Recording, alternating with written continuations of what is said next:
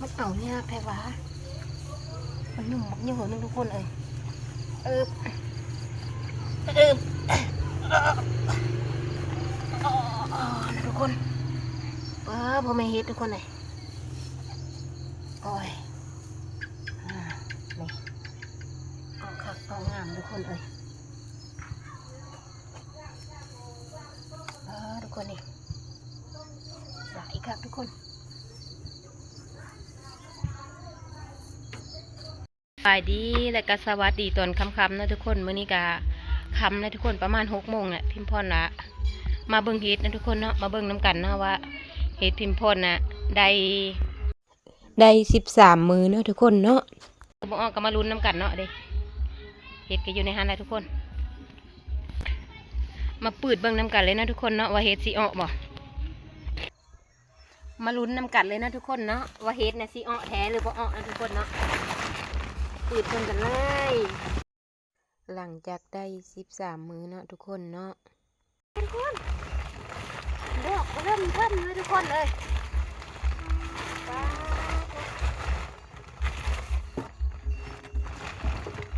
ดอกเหยื่อดิพี่น้อง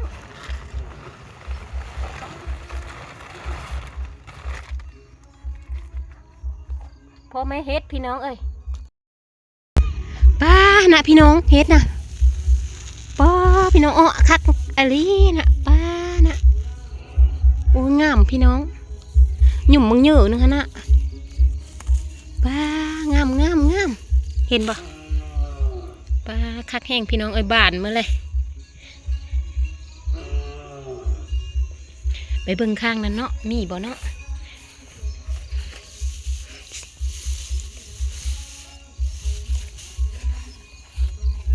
ป้าหยุ่มบังเยอะนึงพี่น้องโอ้ยนะกูดูกูโรบอยู่นะป้าน่ะซื้อน่ะข่าวสลานอยู่พี่น้องเอ้ยโอ้คักแห้งหยุ่มนี่กะบังเยอะนึงนะ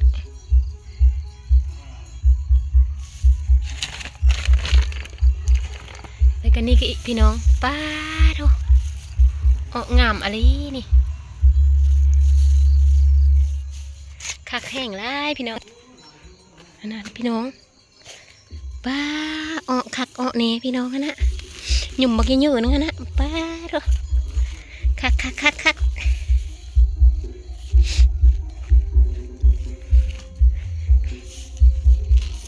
ซื้อมันบักหลายทุกคนกระตู้กระเต้าอยู่ฮะนะทุกคนเอ้ยเพราะว่ามันอยู่ในพี่นะทุกคน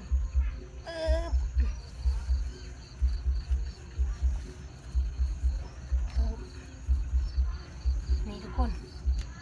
หยุ่มบางอย่างเยอะนึงทุกคน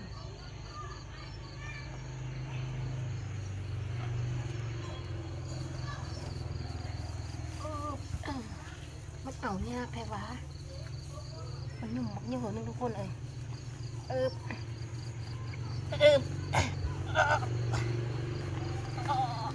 ทุกคนพอไม่เฮ็ดทุกคนเลยโอ้ยนี่เอาคักเอางามทุกคนเลยทุกคนนี่หลายคักทุกคน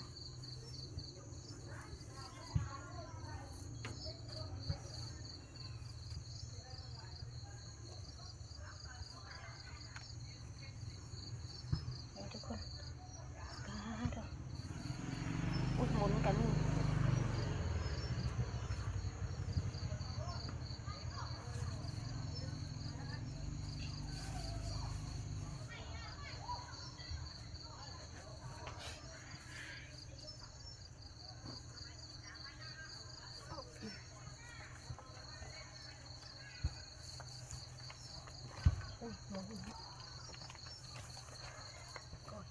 นะทุกคน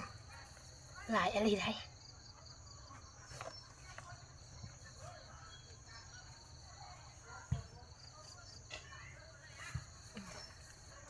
นะทุกคน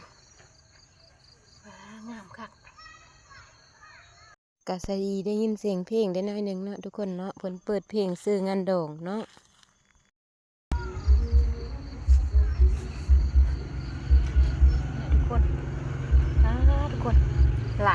คนเอ้ย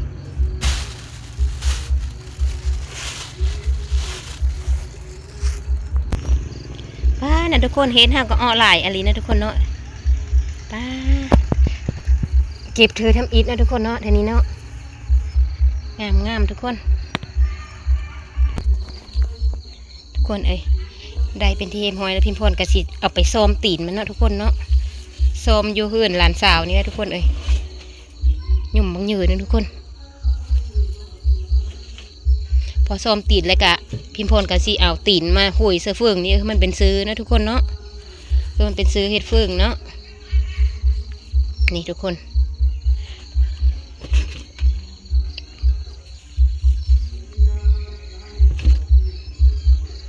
ได้ผลทุกคนเอ้ย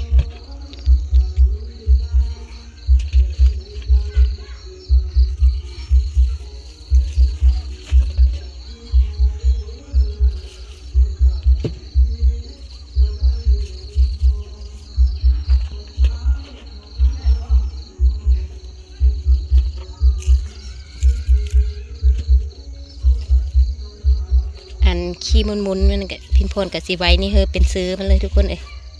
เป็นซื้อเฮ็ดเฟืองต่อไปเนาะ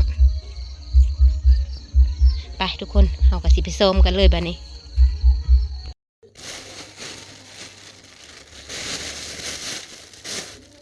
เอาทั้งเฟืองทั้งพีละพม่าหมดทุกคนเอ้ยหนุ่มมักเยอะเนาะ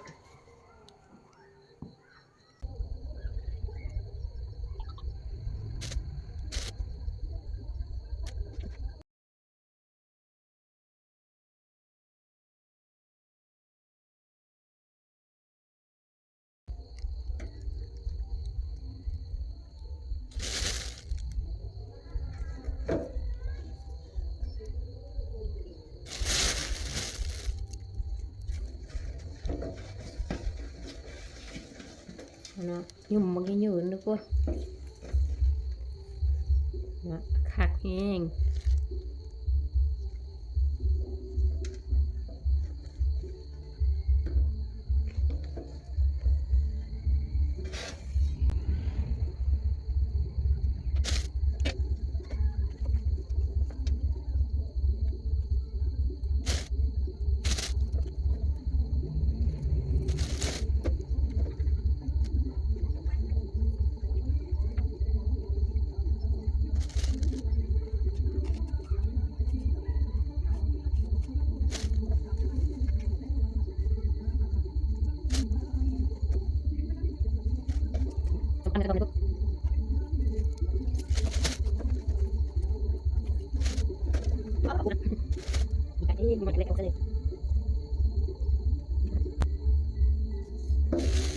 เต็มถุงมันยืนเนาะ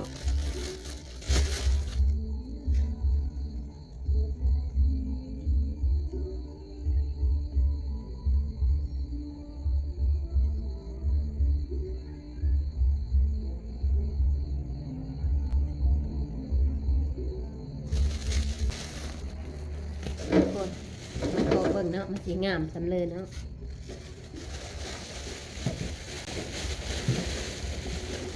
ดีใจที่ผมเคยเฮ็ดผัดเป็นจะเจอดี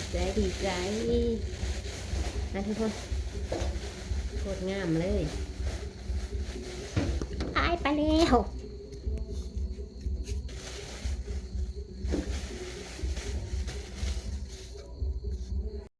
พิมพ์พรกระซอมแล้วไปที่เฮ็ดหอยนะทุกคนนะป้างามทุกคนนะจุ่มบางเยอะทุกคนนะ